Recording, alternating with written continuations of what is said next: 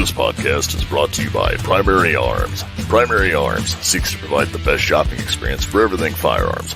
With over 13,000 products from over 400 top brands, Primary Arms carries a complete selection of rifles, handguns, firearms parts, shooting gear, apparel, and more.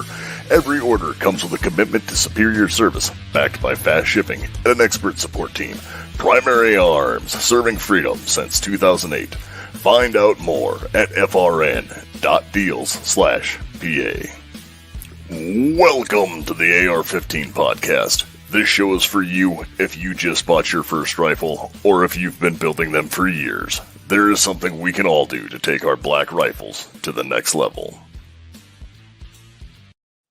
My name is Nick Dooley, and I am joined, as always, by my co-host, Tyler Brockle. How's it going, everybody? Oh, it's another beautiful day out today, so how are we doing? Anything been going on with you? Man, I haven't got out and shot this last week. About the only thing that in the gun world that I've been dealing with is I have an IWI Tavor and had some coating issues on my BCG. It's kind of weird. It started bubbling a little bit, so I had to send the thing back into IWI to get looked at. So other than that, that's about it in my world. How about yourself? You know, I have not had hardly anything going on. Just been plugging away at the other job and doing all that stuff, and nothing. I have not done anything interesting at all, other than looking up and plotting more training and things of that nature, and then going down weird other rabbit holes of things I think I need. Of course, and that's not always the case.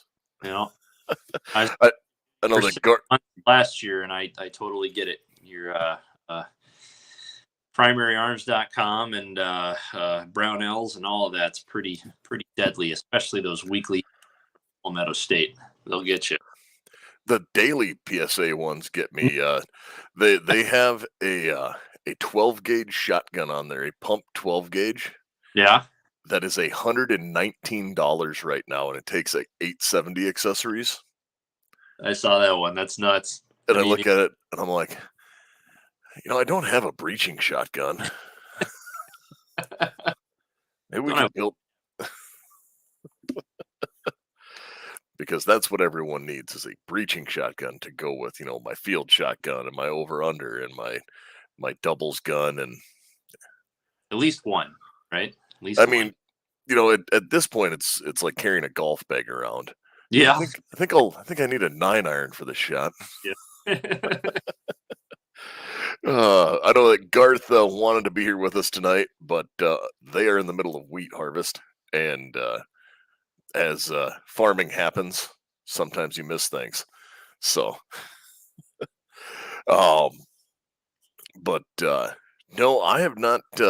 I've not done a lot of other stuff. Just slowly preparing more things and getting ready to work on more stuff when I get back. So. Right. I did get some new stuff in this week. I ordered the Blue Alpha battle belt that you recommended. I also got in a Flatline Fiberco dump pouch, and so I've just got all that stuff in today. The belt came in, and I'm going to be kind of adjusting some stuff and playing with a few things, kind of redoing the battle belt. I had a Cry Precision right now that I'd been using, and just kind of a catch-all competitions, range day, you name it. And now I'm just kind of tweaking a few things after I did that carbine course. I'm going to try and move some stuff around, try some new stuff. So probably have more to say on that next week. Yep, and I cannot say enough good things about that Flatline Fiberco dump pouch. That is just such a brilliant design. Oh yeah, it's great. So yeah, for those who don't know what it is, obviously it's a dump pouch, but what they do is they put basically a little piece of Cordura that allows you to offset it so it mounts to your belt, and you can mount a mag pouch over top of it so that it does not take up any additional space on your belt, and then it rolls up really tight underneath your mag pouches. And like on the belt that I did have, it freed up an awful lot of space, because prior to that I had just a Condor one, which was nice. It still rolled up, but it still took up three Molly sections worth of space. Yeah, I know that I've got a handful of different dump pouches, and they none of them pack up as tight and nice as that one does. I also have one, but I went with, instead of the Cordura, I did the Ripstop, which is an even lighter material, Oh yeah, yep. and just super thin and light because, well, reasons. Reasons. Yep. Yeah. And Oh, go ahead. Sorry. Didn't mean to cut no, you off. no, I was gonna say, if anybody wants to see what that looks like, they should check it out on the YouTube channel we have, Yeah. AR-15 Podcast 2.0 over there on YouTube, where some of you are viewing this right now. Yeah. And do that. Tyler's been working his butt off, posting some reviews and interesting things over there. So that is kind of rad. Yeah. Some of them, we only have 3 videos up right now. Stuff I'm doing is people we've had on the show. Some of the stuff is, stuff like Flatline Fiber Co., where we come across a really neat piece of equipment and we kind of want to get the word out there. But I know, I've listened to podcasts in the car before. It's a little different when you can actually, see the actual product or see the thing. So Yes. we're starting to do that. So yeah, check us out on YouTube. It's not just going to be these recorded shows anymore. We are putting out reviews and comparisons, and maybe a few how-to videos coming here in the future. But yeah, AR-15 Podcast 2.0 on YouTube. Yeah. And, we're talking about things that are small and light. And that is generally not things that go in with our topic tonight, because you generally don't save weight with what we're talking about. So, what we're talking about tonight is we're talking about piston systems of the AR, Mm, and there's a couple different varieties of them. Well, really, there's really only one variety on an AR. mm. Piston systems in and of themselves, there's two varieties. Well, technically three, because I'm going to make an argument for something later. But but that's generally something that will add a little bit of weight to your rifle. Not an extreme amount, but they tend to weigh more than a gas block and gas tube. Yes, but there are a ton of good things that come from it as well. So it's kind of up to you what you're building to kind of weigh those pros and cons. Me personally, I love them. Yep, and I have I have piston guns. I have a couple of them. Trying to think what all I have that's piston, but I do have at least three. Mm-hmm. But I am a DI kind of guy. Yeah. Yeah, I've done it long enough. I've cleaned enough M4s and M16s and ARs in my day, and even with a sonic cleaner, I'm just kind of over it. So it's kind of nice to have a cleaner option, for sure. And don't get me wrong, I still got a lot of DI guns. The long distance rifle one, the Coyote Hunter that I just built, that one's DI and going to stay DI. So Yep. So the difference is obviously we said DI, and if you've never listened before or aren't that well versed in what we're talking about when we talk about piston versus DI, DI is direct impingement, and what that means is the direct impingement, the kind of standard for how an AR runs, is by direct gas impingement. So after you fire your cartridge and all the magic happens inside of the cartridge where it gets ignited and things go bang, and you go through and the bullet passes through. After it passes through the barrel, it would go past what is called the gas port. So all barrels, well, not all barrels, because there might be some blowback only 22 or 9mm PCC stuff out there. But for what we're talking about, the barrels that we're going to be discussing, they all have a gas port. Yep. And then the hot gases expand, so they go up, travel through that gas port, and in a DI system, they will travel through the gas block and then through a gas tube back into the gas key on your bolt carrier group, causing it to go back and then, work the action of the rifle. So it's all a giant gas system. On a piston gun, how it works is a little bit different. You still have the same hole in the barrel, everything goes out, gas expands, you know, exactly the same process on the beginning of that. But then after that hot gas goes up through the gas port, that's where things start to change. And there is kind of two ways that these things work. There is a long stroke piston and a short stroke piston. Now, a long stroke piston would be something like you would find on an AK or like some of the military belt fed rifles, where the piston is attached to the bolt carrier group and everything moves on that. And it hits the gas, hits the piston, and then everything moves. On a short stroke piston, which would be like an M1 Garand, an M14, uh, most of the AR kits, and gas goes up, hits the front of the piston. Well, actually, it goes into the gas block, hits the piston, which hits the op rod. So a rod that goes back, which then smacks the bolt carrier group, causing everything to go back and forth. But the piston only moves a very short distance. And then it generally has a little springy deal that bounces it back and forth. So then it goes back into, everything goes back into battery and is ready to do it all over again. So we will be talking primarily about short stroke pistons. Yeah, and I think that's the most common. I think that's what the most people think of anyway when they say it.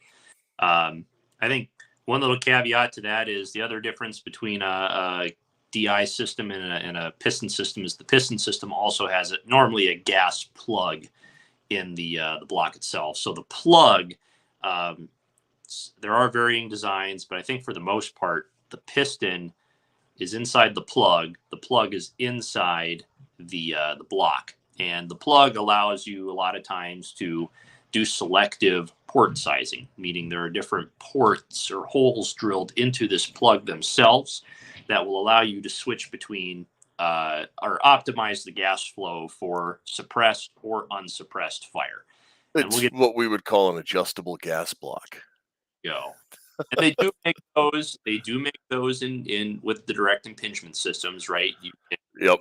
And close the hole. But yeah, I think the big thing with the piston system is a lot of companies will their rifles will have two settings, suppressed or unsuppressed, and that's not an exact fit too, right? They also have like Superlative Arms, for example, has a piston kit that allows you to fine tune the size of the gas hole on your piston system.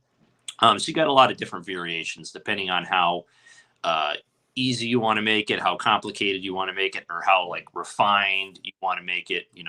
A lot of like some of the weapons I worked on in the past, you want to dumb it down for Private Joe Snuffy, and it just needs to be suppressed, unsuppressed, or off. But then you got more versed who want to really dial in that weapon to work with their suppressor or their ammunition, etc. Well, that's also where you see it, again, where we talk about, going back and forth, where you will see a lot of even the just standard DI adjustable gas blocks that might have 4 settings or 6 settings. Mm-hmm.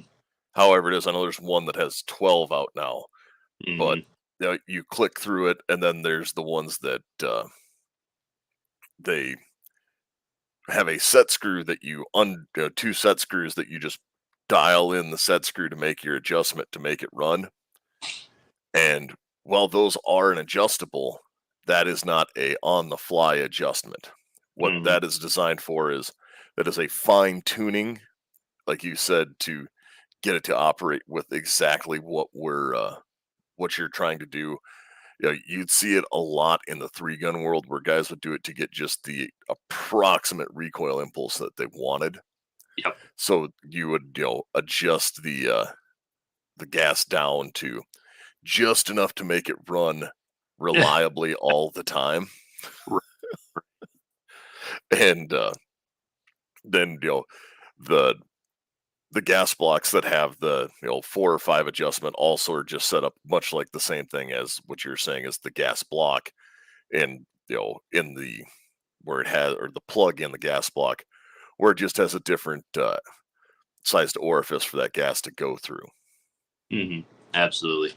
So we kind of talked about what it is and how it's different than a DI gun.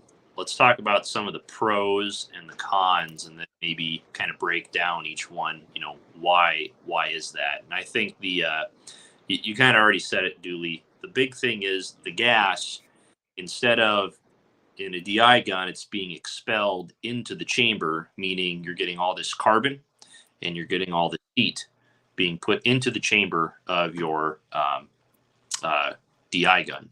Whereas with the piston gun, all of that is being kept outside, down the barrel. So uh, my biggest thing is it keeps my guns clean, which or I shouldn't say that. It keeps them all significantly cleaner than direct impingement. They still do get a little dirty. Don't get me wrong. Well, and the DI guns, as so many of my AK friends are saying, is the biggest problem with them is that they, the joke is they shit where they eat Yep. because it expels everything back.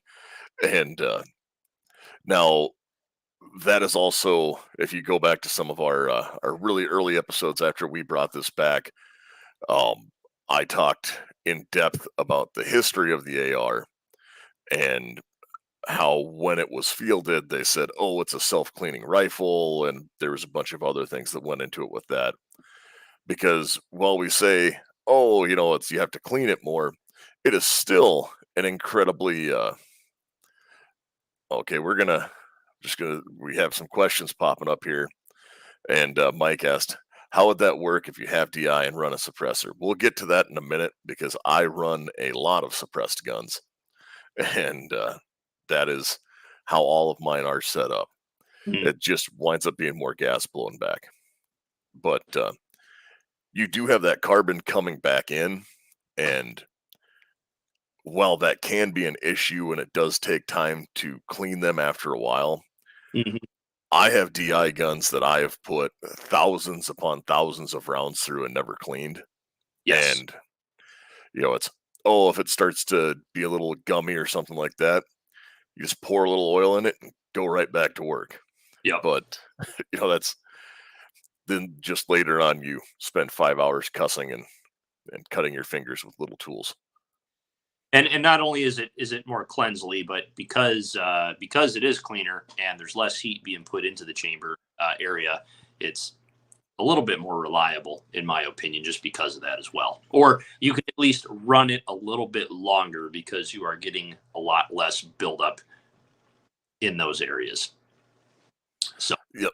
So after we go through there, the so we started to talk a little bit about how it works, and then I went on a diatribe going down through history in a weird rabbit hole. But if we come back and go back to talking about the difference between piston and DI when it goes through,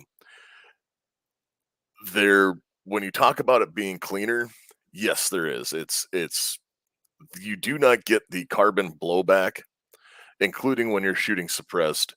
I mean, again, you just have that op rod hitting the top of the, where the gas key would be. Generally, you just put a plate there that's an impact plate for them to hit, and it goes back.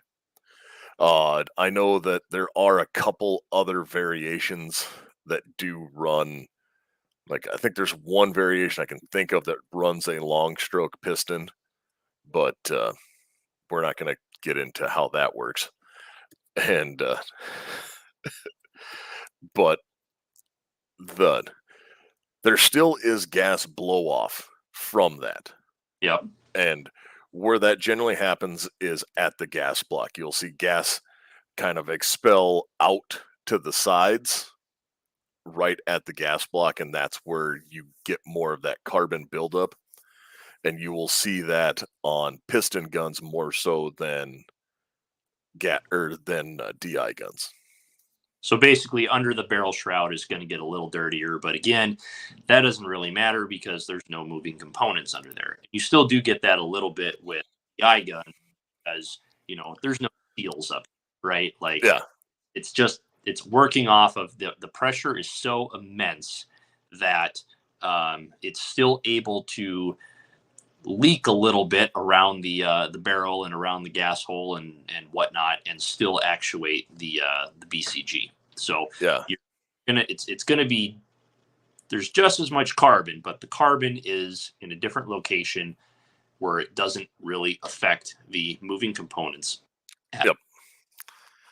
And I think a good segue there then would be, you go with the question, and you, Dooley, it piston driven weapons kind of shine when they're suppressed. And the reason being is the second you put a suppressor on a weapon, you get significantly more back pressure. And so don't get me wrong, I know you already said it too. I have a lot of DI and I run them. Um, but you get, because of the gas pressure, a lot more of that gas then has to escape out the chamber. And so when you run suppressed, a lot more of that carbon and that gas is being thrown back into your face, out the ejection port, out the back, through around the charging handle. So that is kind of the downside to suppressing a DI gun. And then when you have a piston gun, that does not happen nearly as much because, again, your gases are being expelled further down the barrel away from your face. Yep. And when you're talking about that, the extra gas that you talk about coming back into the chamber and especially out the exhaust or out the ejection port would be called port pop by some people because it's that first round will be a little bit louder, and it's because you have that excess gas as it fills the blast chamber up, because the first round is always the loudest round out of a can, Mm-hmm. because it's physics and weird things with how you know fluid Science. dynamics works. But we're not going to nerd out that much, I promise. So we've talked a lot about well, as that goes through with it being suppressed, yes, they do come back, and it is a cleaner system when you're running the the piston systems versus a standard DI gun. Now, there are some downfalls to it as well. Yes. So, one of the biggest downfalls to pistons is heat mitigation.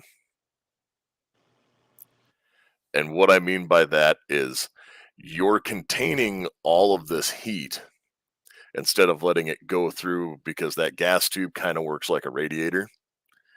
And Mm. most of the time, if you're running a DI gun on full auto, the first thing that will fail is the gas tube. And as that goes through, it'll push through and get hotter and hotter and hotter. And then that gas tube will fail and then the gun breaks down. And then you have a straight pull bolt action rifle. But when you're running the piston gun, it doesn't do that, and all of that heat will stay trapped in the gas block and the piston area, and then have your gases expelled. So if you don't have your handguard in the right place, it Mm. can heat up very quickly if you're running one that is been run a lot and at a high rate of fire. Yep. There are different types of gas blocks that you can get. Obviously, there are ones that can go underneath hand free floating handguards, and there are ones that can be outside of the handguard, and the handguard kind of butts up to it, and then the top of the gas block has its own Picatinny rail if you wanted to put a sight on it. So That way you don't have to put your hand over it. It's not expelling heat into the underside of your handguard. But either way, we highly recommend having some type of uh, uh, I'm cover. going to highly recommend not running an AR at cyclic to the point of parts failing because one, if you have enough money to do that and access to the things that you can probably afford whatever parts you'll need. Yeah.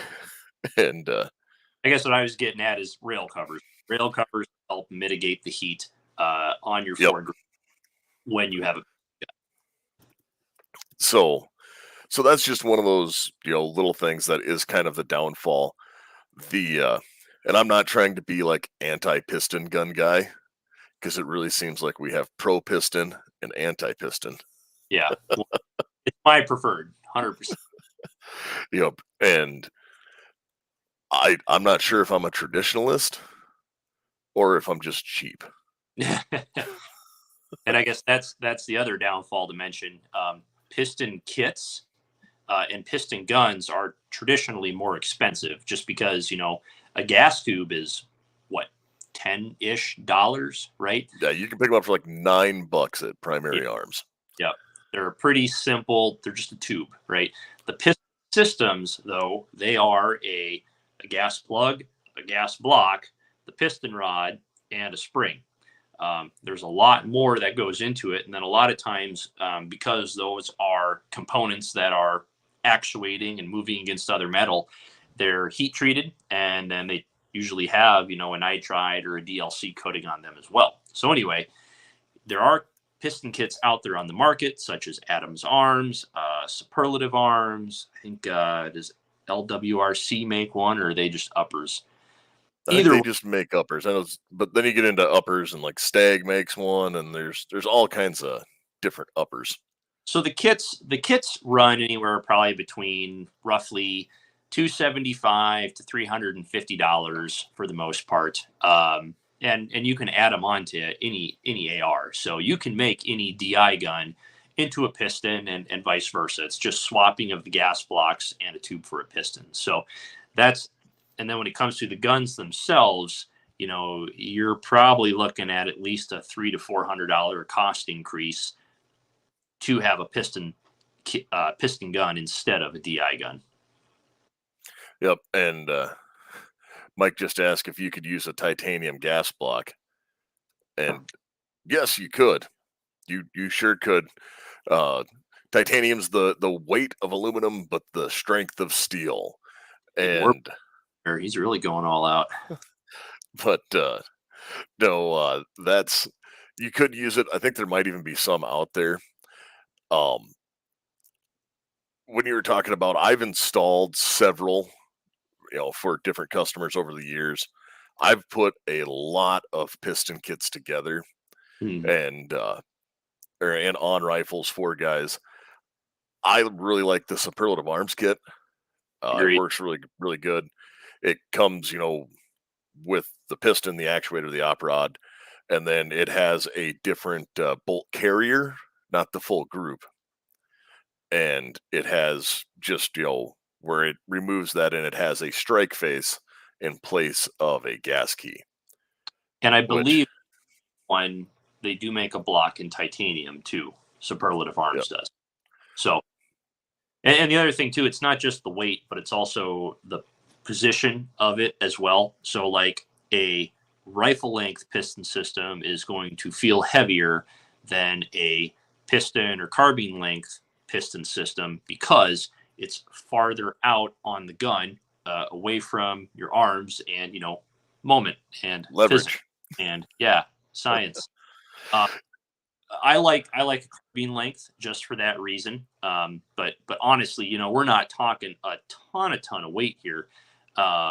We're talking a few ounces, and I get it. Ounces make pounds, but again, that's kind of up to you.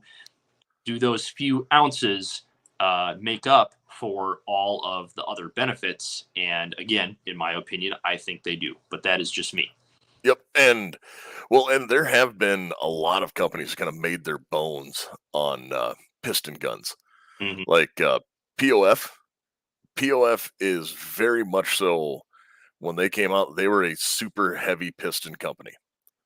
Um, you know, LW or I was gonna say Oh, LMT is, but the one that might shock a lot of people, like the first super commercially available piston AR, like in mass quantities. Do you know which brand it was? Want to take a stab at it? um, God, I don't know. Ruger, Oh, really? the Okay. Ruger SR series. Like I would love to have a Ruger SR 762. I had a chance to buy one cheap a couple years ago, Yeah. and this is one of those like varying degrees of cheap. But the 308 variant of that, I would love to have one and get my hands on one again. I've got a couple buddies who still have the Ruger SR 556, Hmm. and it's one of those where they were a quad rail piston gun. Like this was set up almost like the HK 416.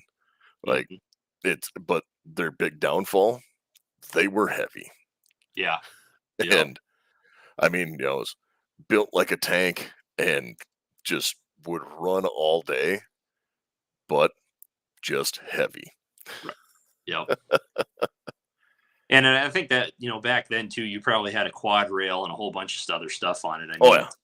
since then, a lot of these guns with M-Lock and all the weight saving machining they've been doing on the lower receivers and the new polymers and the stocks and whatnot. I bet nowadays, if you had the same gun with the same system, it would be significantly lighter than it was back then.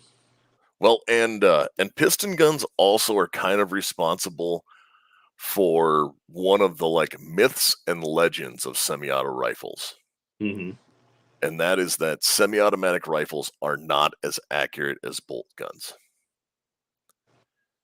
And it's not that they're not accurate, it's that they have different recoil impulses and can throw off harmonics of a barrel a little bit more Hmm. because they are not a truly free floated barrel. Right. And when you said, did you say bolt action versus piston or DI versus piston? I said I said that that was responsible for some of the fallacies about semi-automatic rifles in general. Gotcha. What came from pistons, because like if you would grab my M14, which is a horrible, horrible combat rifle system, but I mean I still have it and I love it. It's just a was a terrible choice and we would have been far better equipped with the FAL. But that's a conversation for later. And but it gave birth to my beloved AR. So um I guess that brings up a good question then. So like DI versus piston, right? So I think we all agree that because it has a little bit different barrel harmonics or messes with the barrel harmonics a little bit. What would you say the MOA degradation is from if I have a 16-inch DI gun and I simply swap out the uh, gas tube and gas block for a piston system? What would you estimate the degradation in MOA would be? Quarter, uh on half M? something that small, I honestly think it would be almost immeasurable until you got out to distance.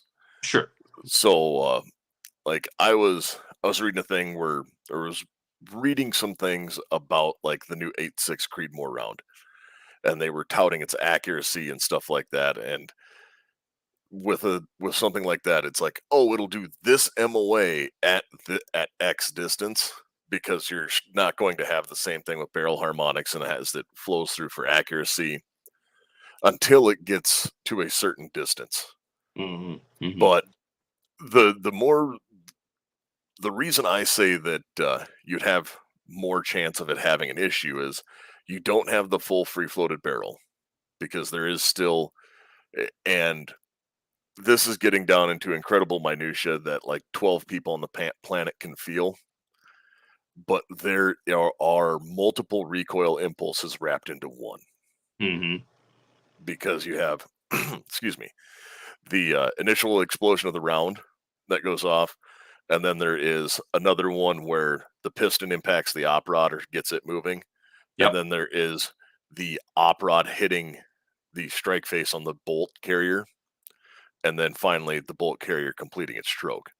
Yep. So, there are a multitude of small recoil impulses that, if you do not have good fundamentals, could theoretically cause issue. Yes. And I guess that's another valid point.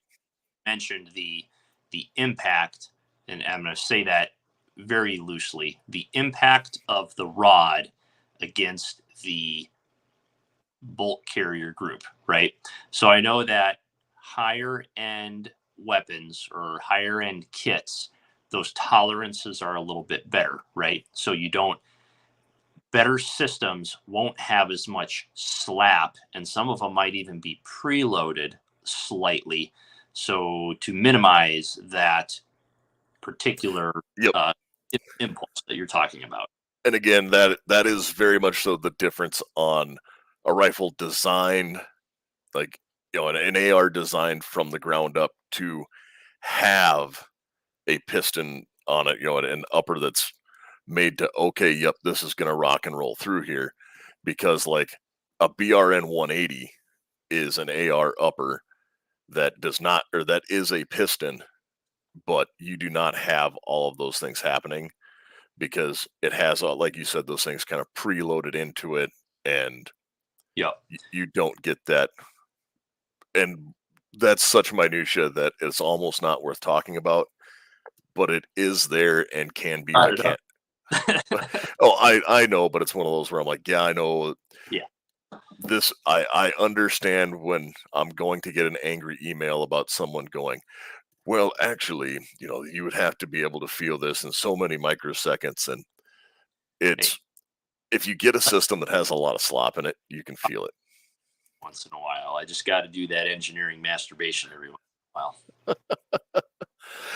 I understand, and you know, as just a dumb trigger puller, it Uh, you speak very well though for just a dollar you claim. I mean, I may understand the operating system a little bit, Yes.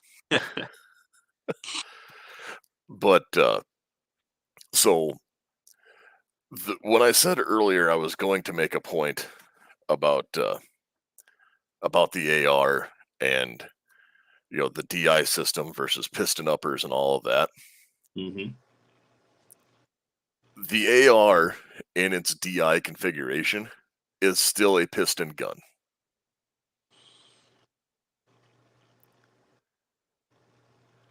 Elaborate. I was going to say, for those of you listening at home that are not watching the video feed, I just made Tyler do a math problem in his head trying to figure out what I'm talking about. Yeah. Walk this bird. I don't know what the hell you're talking about. So for a semi-automatic, there's a handful of ways to make any semi-automatic work. Yes. And as it goes through, the one of the original, like, first mass produced was, a Browning design where it used the inertia of the round going off, and then it would move the barrel just like an A5 shotgun to help everything move through. It just had a shroud around it. So the barrel moved, and then, things changed. We went to, like, the Garand style, and I'm not going to go through a whole history of semi-automatics and all the different moving parts. But one of the beautiful things about how the AR works, specifically on a direct impingement system, is, as we talked about earlier, everything goes up and you have the gas go through. It hits that gas tube, comes back, goes into the gas key on the bolt carrier group. Yep. That bolt carrier group is your piston because it moves back, comes back on spring position, and then as that goes back and forth, you are still operating it. It's just the carrier group is a piston, and it, because the only force being exerted is on the gas and the spring pressure going forward. Sure. Sure. But you're still getting the carbon into Yes. the chamber. Yep. And the BAR was, I have to do a little bit more into that because I'm getting it confused, because, like, a Colt monitor and a BAR, and even though they're the same gun, but that did have a gas tube on top, and you had to be careful about that. Anyway, sorry, I started to go down a different rabbit hole, but the Remington Model 8 would be the one that I was talking about that was going through that was a one of the original ones. Right on. So So what gas piston aftermarket piston kits and or piston guns have you used that you would recommend, if any? so there are specific things that I would love to have pistons for. Um, if you're going to be doing a lot of suppress shooting, like start from the like look at it from the word go. And I really like the superlative arms set or stuff. The older Ruger stuff is great, as is the POF stuff. Hmm. And honestly, almost all of the SIG stuff. The SIG MCX. Yeah. If I was gonna recommend a piston AR, the SIG MCX would be where it's at. Yep. Those are pretty heavy, even for a piston gun. With that said, I really like. I mean, those SIG guns in general. I don't have an MCX. I do have an MPX. I have two MPXs, which are piston-driven 9 millimeters, which are absolutely phenomenal. They stay incredibly clean, even though I do shoot a lot of them suppressed. Um, but yeah, the MCX is a great gun as well. I'm still waiting to pick one up, to be honest with you. Yeah, the MCX, like again, SIG has had a lot of different variations, and this goes back to an episode we might have to touch on again, especially after I get done with my latest 9 millimeter build on Mm-hmm. when an AR is no longer an AR. Uh, just Yep. because, like, they still function with the lower receiver, have the same controls, and then feed the Stanag mag. And as these go through, when they punch in, it meets all of those criteria, except it has a bufferless system, so you can shoot it folded. And SIG had done a lot of things with different varieties and kind of fine tuning how that system worked from like back in the days of like the SIG 553s and things like that, or 550s. Mm-hmm. They really pushed through with how some of that worked, and those looked a lot more like a conventional AR. And it was just they updated some of the styling cues and then redefined how that piston system worked Yep. for the MCX, and really got a super winner with that. Oh yeah, 100%. I guess the only piston guns that I've really had, the LMT Defense, which absolutely phenomenal. I might be a little biased there, but I'll tell you about some specific design aspects that they do. But I originally started off with a Smith and Wesson M&P 15, and I added an Adams Arms piston kit to it. So for those of you guys who are listening, most of these companies, Adams Arms, I think Superlative Arms does it as well. They do offer military discounts, and I ended up buying mine with a decent military rate. So thank you to Adams Arms. And that was pretty fun to be able to kind of swap out my DI and put my piston system in. One thing I noticed about the Adams Arms was the design of the piston itself. So when you say piston, right, in my mind, I kind of go to what a piston in a car looks like, right, with rings around the edge. And that's kind of how the LMT design is. But with the Adams Arms kit, basically there was no gas plug in the gas block, and it was just essentially a tube. So the the gas would go into the block and then out the back, and then the piston basically had a Cup. end, right? And so it would just act as a cup and blow it back. Now with the LMT design, which I found kind of ingenious because it was already there once I got to LMT, but they actually had the gas rings on the head of the piston, and the piston went inside the gas block, and then the rings of the piston were inside the gas plug. So the plug went over top of the piston. And basically, what that allowed it to do, it allowed it to trap more of the gases. So there was significantly less carbon expulsion from the block itself. And from a longevity standpoint, if anything was going to wear out, it would wear out the gas plug, which is a loose part that's easily whereas, that piston was riding on the inside of the block. The block is significantly less easy to replace than is the plug.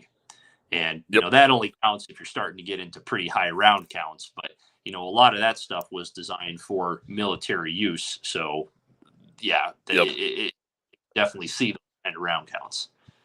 Well, and while we were talking about it, I found I was going to look at how the POF system worked, and they actually have a great little video here. I shared the screen so that everyone can look at it, and I'll play the animation. I'll post a link in the show notes to this. But as you look in here, it has a great video animation of what we were just talking about and what we've been talking about the whole time. We probably should have shown this earlier, but again, it kind of shows how as this goes through, and again on their video that they showed, you could see that it had spring tension that was made specifically to hold that op rod up against the strike face on the bolt carrier group. Yep. And then use that buffer and everything to push it back into place, so you don't get that extra little thwack from. You also don't have deformation of your op rod. Yeah. Strange thing when you have a hammer and anvil, one of them generally gives. Yeah, eventually, right? So, yeah, great link, good find, and definitely put that in the notes. The other week we had Huxworks on. It really helped me to actually watch the video of how their designs work. So that's pretty damn cool.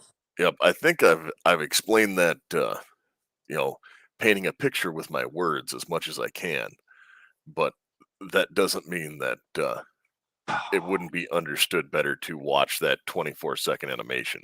Yeah. So, there is a handful of things that I do really like. My couple piston guns that I have, and have nothing bad to say about them. I just know that I also have several other things that I just really, really like my DI guns, and I don't have a good reason for it other than they're just my DI guns. Yeah. I don't know. I just see companies like Silencer Co. for instance, they just released a charging handle. I think it's called the Gas Buster or something, but essentially they got a small rubber O-ring now in the back of the towards the portion of the handle where you grip, just to kind of close off some of the gaps so that when you are running suppressed, those gases aren't escaping through the charging handle, which is good and all, but I still think, DI really helps significantly reduce a lot of that. So even if you used that in conjunction, I think you're going to get a lot more gain out of going DI instead of trying to do all these other little things to make your, piston. Sorry. I was going to say.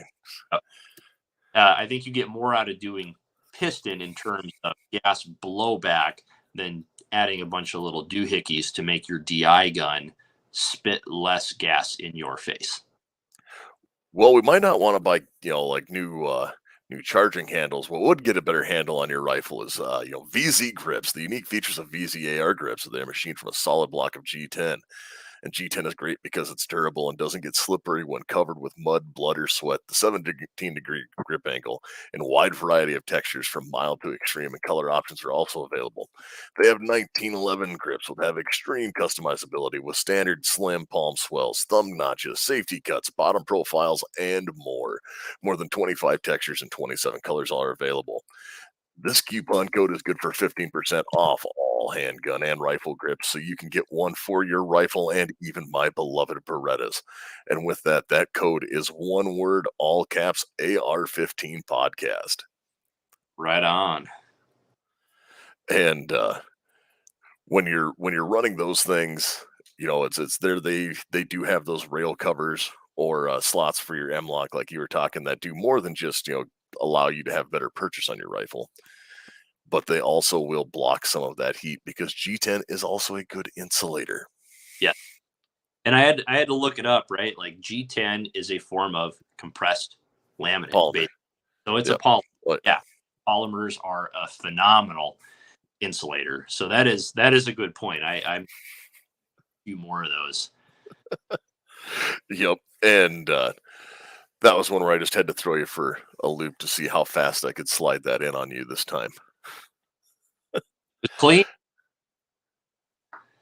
But no, so like the gas buster charging handles and a lot of those other products that kind of come back that seem to be mainly for people who are shooting suppressed. Because we keep coming back to shooting suppressed because, well, anything less is uncivilized, Yes. and a true gentleman should always shoot suppressed. Like I, Yep. I think that's something we should push. And It's going to be a lot better on. Trust me, I can't hear shit anymore.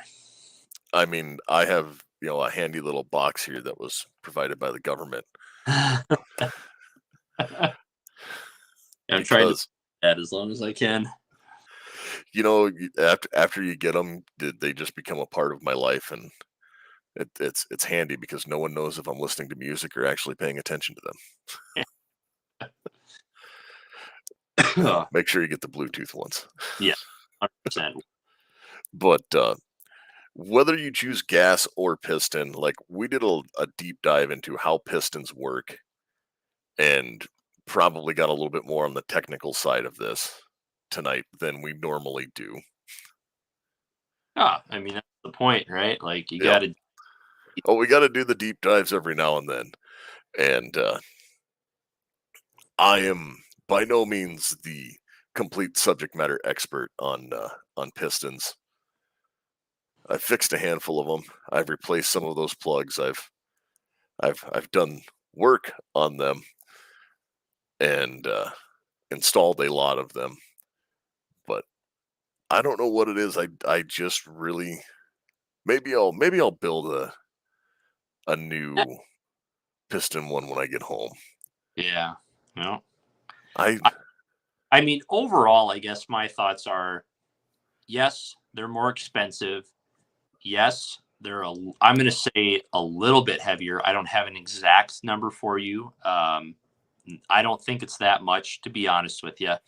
Um, and there might be a tiny bit of accuracy change in the MOA, but again, most of the stuff that I'm shooting is really not going past 300 yards. So I think if you're under 6, it's negligible. And the benefits you are gaining from it are a more reliable gun, a cleaner gun, and I predominantly really only shoot suppressed. So not having to breathe in that lead, not having my eyes water. Now, I don't get me wrong, it does clean me out really good in the winter if I need it, but it's not good for me. So um, all in all, I mean, predominantly right now, I have DI guns, but I think I'm kind of slowly changing that. I really prefer piston over DI, except in certain instances. Yep, and I did just with a quick Google, uh, a PWS, so primary weapons, or well, I shouldn't say that. No, it's let me go through here. I will tell you. I looked up, and the difference in weight for between the two systems is Mm, 11 ounces. really, that's a lot more than I thought it would be, to be honest with you. Yeah, and that was with a superlative arms kit. It weighs 11 ounces more than a standard DI gun. There you go. Okay. No. So yes, there is some weight difference there, but not terrible. Hmm. Do you have anything else you want to add here before we start tidying up?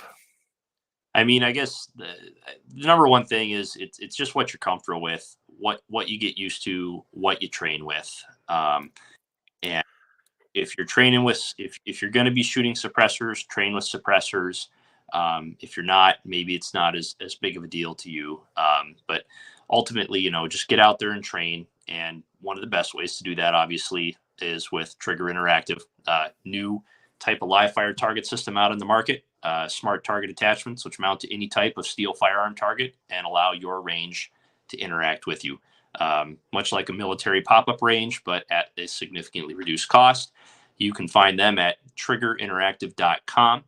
And if you use code AR-15, they got 10% off all system packs. And while you're training, make sure you look cool while you're doing it. And the best way for that is Patriot Patch Company. Custom morale patches, political, funny, you name it. They even got a morale patch of the month club. We get them every month. Absolutely love them. Check them out at patriotpatchcompany.com. Yep, Patriot Patch, patriotpatch.co. And oh, that's right. They're always that one little letter difference. Yep, patriotpatch.co. And then, of course, you can find us if you want to reach out with us again, guys. Send in any listener questions you might have, and we'll try and put together another listener question show. And maybe we'll even see if we can get somebody smarter than us on to answer those questions. And send those to AR15podcast 2.0 at gmail.com. It's AR15 Podcast 2.0 on the Instagram and the YouTubes. And then, of course, the AR15 Podcast on Facebook. And we're available wherever any of your major podcatcher apps are. Just search for AR-15 Podcast and look for Modern Sporting Rifle Radio. And that is, of course, on the Firearms Radio Network. And don't forget to check out the new review videos that we're putting out. We're at the present time trying to crank out at least one a week. Again, YouTube, same place where you see the shows. Yep. And thanks to all you guys that are listening and interacting with us. We do appreciate all of your interactions.